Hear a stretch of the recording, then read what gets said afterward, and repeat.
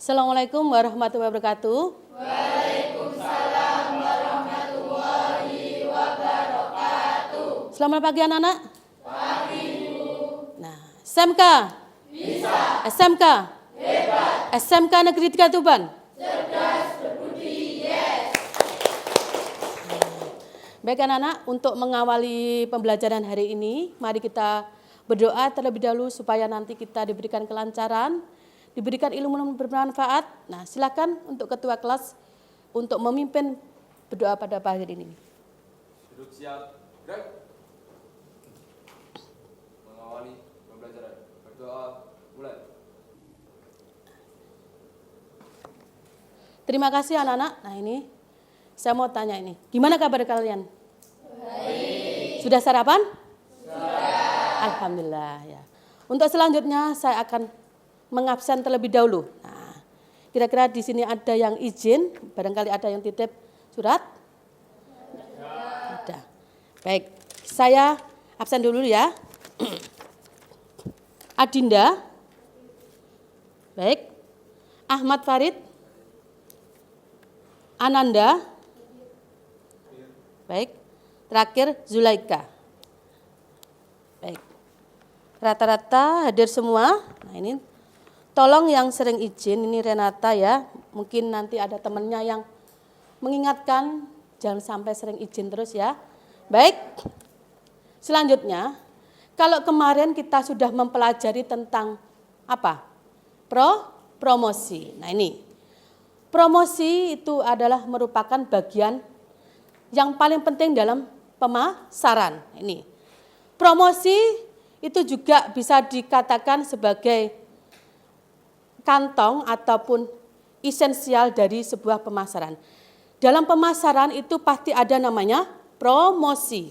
Nah, promosi itu tujuannya adalah, ya memang tujuannya adalah untuk memperkenalkan atau untuk memberikan informasi kepada konsumen bahwa ada keberadaan suatu produk. Untuk materi hari ini kita akan mempelajari, ya sebelumnya kita sampaikan dulu tujuan dari pembelajaran itu sendiri. Nah, yang pertama, peserta didik dapat mengidentifikasi fungsi material promosi dalam suatu usaha. Nah, peserta didik dapat memahami jenis-jenis material promosi secara online maupun offline yang digunakan untuk memasarkan produk ataupun jasa. Nah, ini. Yang ketiga, peserta didik diharapkan kreatif dalam membuat material promosi yaitu brosur dengan menggunakan aplikasi Canva. Nah, ini penting sekali ya. Jadi tidak hanya material promosi secara online tapi offline juga sangat mempengaruhi dalam penjualan produk itu sendiri. Baik, saya tanya. Kira-kira di antara di sini siapa yang nggak punya HP? Nggak ada. Saya yakin kalian sudah mempunyai HP. Nah, HP itu fungsinya luar biasa sekarang ya. Nah, ada nggak di antara di sini yang tidak mempunyai medsos? Tidak ada? Tidak. Kira-kira satu anak itu punya medsos berapa? Coba kamu, punya medsos berapa aja? Apa aja? Instagram, WhatsApp, Facebook, Twitter, TikTok. Banyak ya? Nah, saya yakin kalian ini paling enggak minimal itu punya 3 ya. Media sosial. Nah, ada Instagram, jelas. Facebook. Mungkin sekarang yang sudah terkenal adalah TikTok. Baik. Sekarang coba, apa sih fungsi dari media sosial? Coba angkat tangan. Tujuan dari, oke, silakan. Mempermudah penyebaran informasi secara cepat dan juga biaya murah. Oke, selanjutnya. Oke. Media sosial bisa juga digunakan untuk memperluas pergaulan dan juga lebih mudah untuk mengekspresikan diri. Oke, baik. Banyak sekali media sosial itu digunakan apalagi kalangan muda ya untuk mengekspresikan diri, ya. Bahkan juga untuk Gibah pun juga bisa digunakan untuk menggunakan media sosial. Nah, ada juga yang memberikan informasi kepada orang lain. Nah, betul sekali. Ya, dipahami anak-anak? Ayo kurang semangat, dipahami anak-anak? Oke, baik. Selanjutnya, nah ini kita akan berbicara lebih lanjut yaitu tentang materi yang akan kita pelajari. Nah, ini gambar apa ini? Coba tebak, ini gambar brosur. Brosur tentang apa ini? Nah, promosi dalam bidang jasa. Yang sebelah itu adalah banner. Nah, ini juga dalam bidang makanan. Nah, ini. Selanjutnya, ini apa gambar? Baliho. Baik. Terus, yang sebelahnya adalah gambar spanduk atau biasa dikatakan banner juga karena juga ukurannya juga terlalu kecil. Baik. Itu termasuk apa?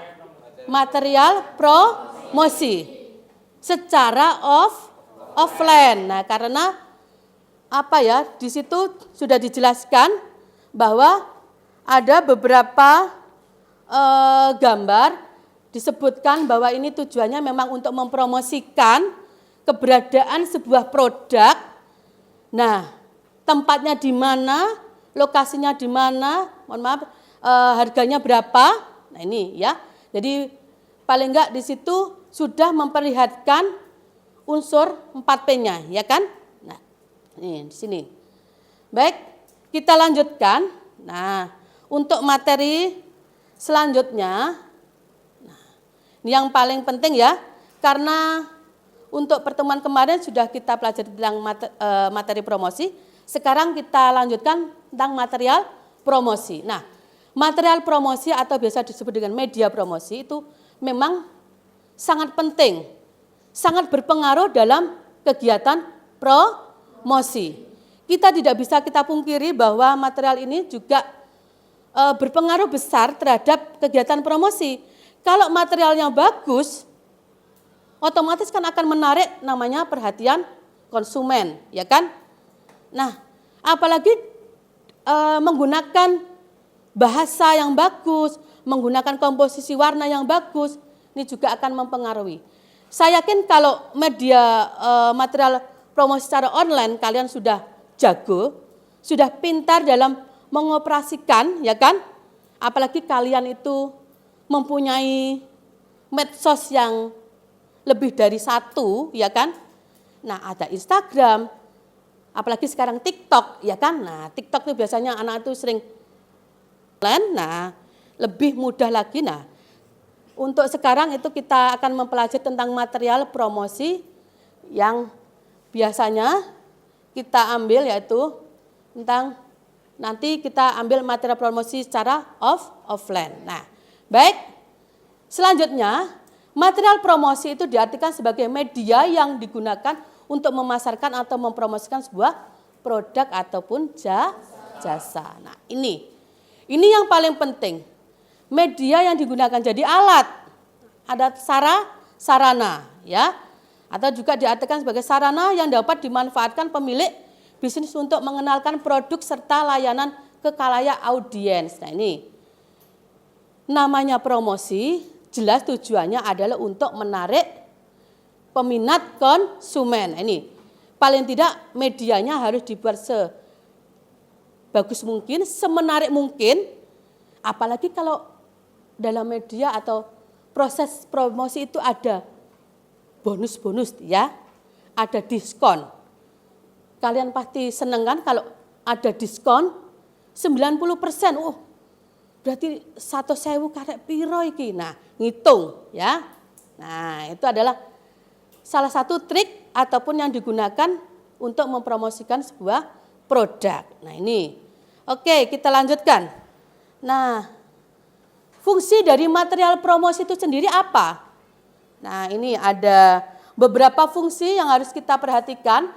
Yang pertama, meningkatkan brand awareness atau kesadaran merek. Nah, ini. Jadi, fungsi material promosi ini adalah meningkatkan brand. atau merek ya. Jadi kalau kita promosinya bagus, otomatis orang yang melihat, nah akan tertarik. Oh brandnya apa sih?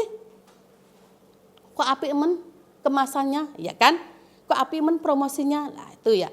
Jadi benar-benar akan meningkatkan seperti sekarang banyak sekali contohnya air mineral. Nah banyak yang berlomba-lomba mau menyaingi namanya air mineral mereknya Aqua.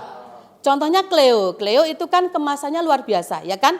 Nah, dia memberikan porsi, dia memberikan suguhan kepada konsumen bahwa Cleo ini mampu untuk menyaingi namanya Aqua. Aqua meskipun sudah puluhan tahun ya itu, tapi dia akhirnya datang dengan sedemikian rupa. Dari kemasannya bagus, ya kan?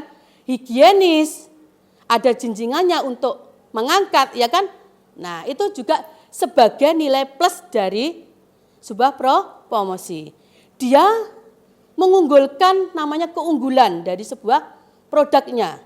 Jangan sampai kita membuat produk yang kita buat adalah sama yang ada di pasaran sehingga orang itu Nah, orang itu lebih percaya sama produk yang sudah lama daripada yang sekarang, ya kan? Nah, Le Mineral sekarang, Le Mineral juga menyuguhkan, nah produk keunggulannya sekali pakai, ya kan? Galonnya. Nah, ada varian ukuran juga. Nah, mau ukuran 5 liter atau berapa liter, ya kan? Nah, rasanya pun juga berbeda dengan yang lainnya, lebih ada manisnya, ya kan? Nah, sekarang brand yang namanya Aqua ini harus benar-benar konsisten atau mempertahankan yang namanya kualitas dari produknya itu sendiri. Kalau enggak mempertahankan kualitas, nah ini bisa berbahaya. Makanya kemarin ada kasus yang Aqua ada yang disalahgunakan. Nah, akhirnya langsung Aqua itu bertindak tegas dengan mempromosikan lagi, menggulirkan kembali bahwa produk yang asli dari Aqua itu seperti ini. Jadi orang itu tahu, oh berarti yang ada segelnya, yang ada plastiknya berarti enggak asli. Soalnya sekarang produk yang asli tidak memakai segel plastik, cukup pakai segel biasa gitu ya. Nah, oke. Yang kedua, menarik perhatian masyarakat. Jelas yang namanya fungsi dari material promosi adalah menarik perhatian masyarakat. Kalau promosinya bagus, otomatis juga masyarakat juga akan tertarik terhadap produk itu sendiri. Tertarik gimana ya? Tertarik untuk membeli. Awalnya mencoba, terus akhirnya membeli ya.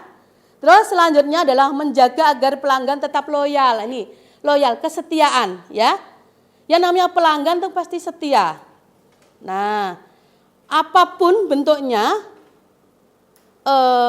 apapun harganya dari produk, kalau kita loyal, ya tetap kita beli.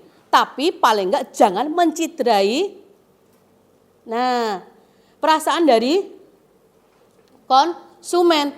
Jangan sampai ada sesuatu kualitasnya, mohon maaf, kualitasnya yang dirubah. Nah, konsumen yang namanya pelanggan itu pasti peka. Loh, kok rasanya beda, ya kan? Kok saiki kok ukurannya kok semakin kecil? Nah, itu ya. Nah, apalagi orang Jawa. Orang Jawa ki yang penting murah, wareg gede, ya kan? Nah, beda dengan orang Cina. Orang Cina tuh benar-benar dia konsisten terhadap produknya. Dia tetap memperhatikan produknya, tapi dia menaikkan harga. Tapi kalau kualitasnya tetap dijaga, insya Allah yang namanya pelanggan itu tetap akan membelinya, ya kan? Nah, ya. Selanjutnya, meningkatkan penjualan produk. Betul sekali, ini adalah omset penjualan akan naik kalau namanya material promosinya bagus, terus menerus dipasarkan. Nah, mau memakai online, memakai offline itu terserah dari pengusahanya itu sendiri ya. Yang jelas tujuannya adalah untuk meningkatkan omset penjualan itu. Dan yang kelima adalah menambah nilai produk. Nah ini nilai produk yang awalnya masyarakat tidak tahu tentang keberadaan produk itu sendiri. Nah, akhirnya bisa tahu tentang keberadaan produk yang kita buat. Baik, untuk selanjutnya biar Bunda tahu tentang pemahaman kalian. Nah, saya kasih soal ya. Silakan nanti dikerjakan. Nah, saya kasih waktu sekitar 10 menit untuk mengerjakan soal ini ya. Nanti jangan lupa untuk ditulis namanya, nama, kelasnya, dan nomor absen ya. Nanti kita koreksi bersama. Ya, oke. Baik. Silahkan dikerjakan. Nah, waktunya 10 menit. Nah, ini ya. Jangan lupa ditulis nama, kelas di pojok ya, depan. Ya.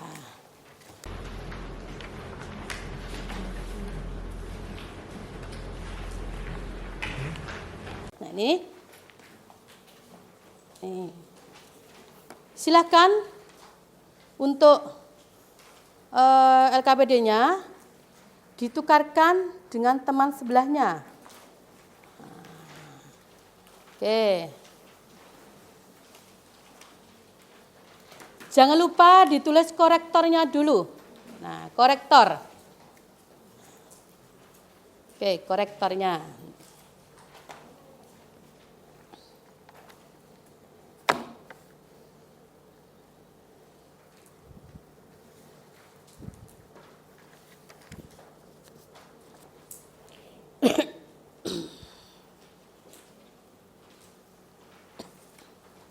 Dan anak, oke, kita bahas ya. Nah, untuk soal yang nomor 1, saya mulai dari Farid dulu.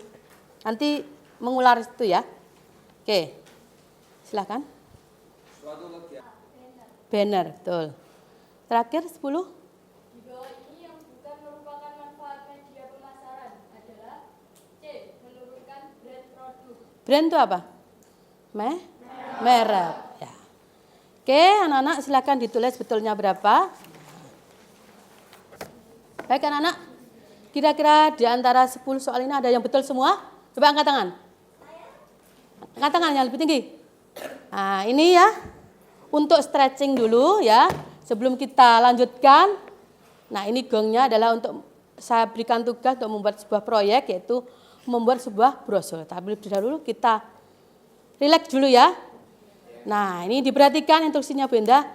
Kalau tepuk tangan berarti 1. Kalau 2 kali tepuk tangan kanan kiri, 3 kali tepuk tangan jadi kanan kiri tengah. Oke.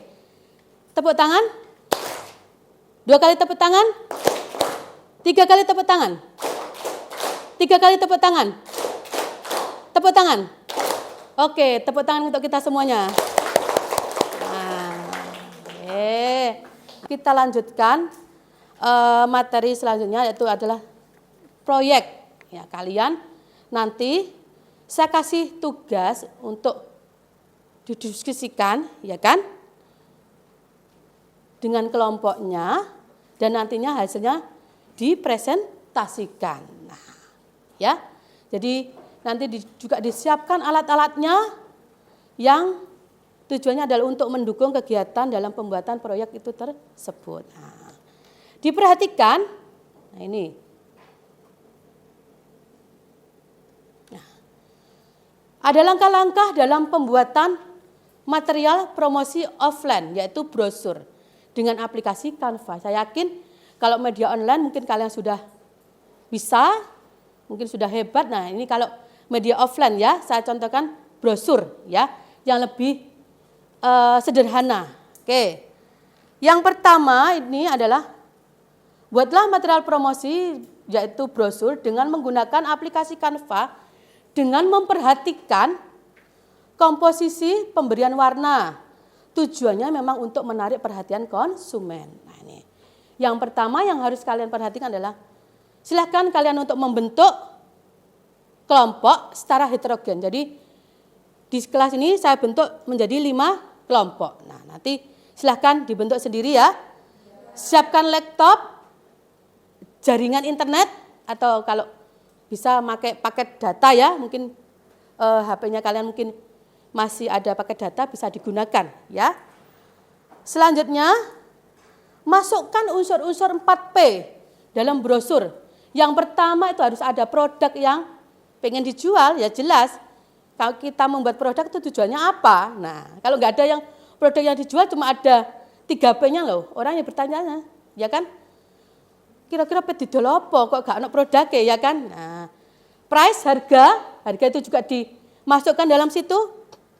Place, tempat, terus promosinya seperti apa, ya kan? Nanti mungkin kamu kasih diskon atau beli 2 gratis 1 atau beli 1 gratis 4. Nah, silakan ya.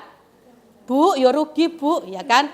Nah, dan waktu pengerjaan selama 20 menit. Tapi sebelumnya silakan diperhatikan bahwa di sini ada penilaian yang harus kalian perhatikan. Ya. Penilaiannya adalah meliputi yang pertama itu adalah rancangan. Nah, ini persiapan alat dan bahan. Terus alur kerja seperti apa? Jadi ada langkah-langkah yang harus kita perhatikan, ya kan? Terus ada penggunaan alat untuk apa aja ini nih. Terus hasil akhir, produk yang kita buat nanti dipresentasikan ya. Tulis di sini tentang langkah-langkah dalam pengerjaannya ya. Pengerjaan sebuah proyek. Dan ini ada pedomannya juga diperhatikan. Nah, ini juga ya. Tolong itu dipelajari dulu kira-kira caranya gimana untuk membuat sebuah kanva. Nah, kita konsep dulu ya kan. Nah, ini kelompok berapa? 3 ya? Oke.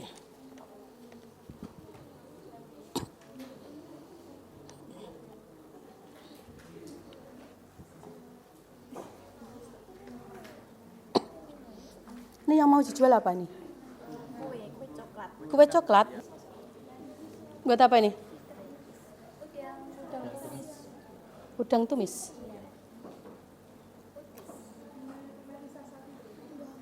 Udah diskon 20%. Untuk langkah-langkahnya jangan lupa dikasih nama kelompok ya. Nama kelompok. Nah, itu ada nomor absen juga dicantumkan.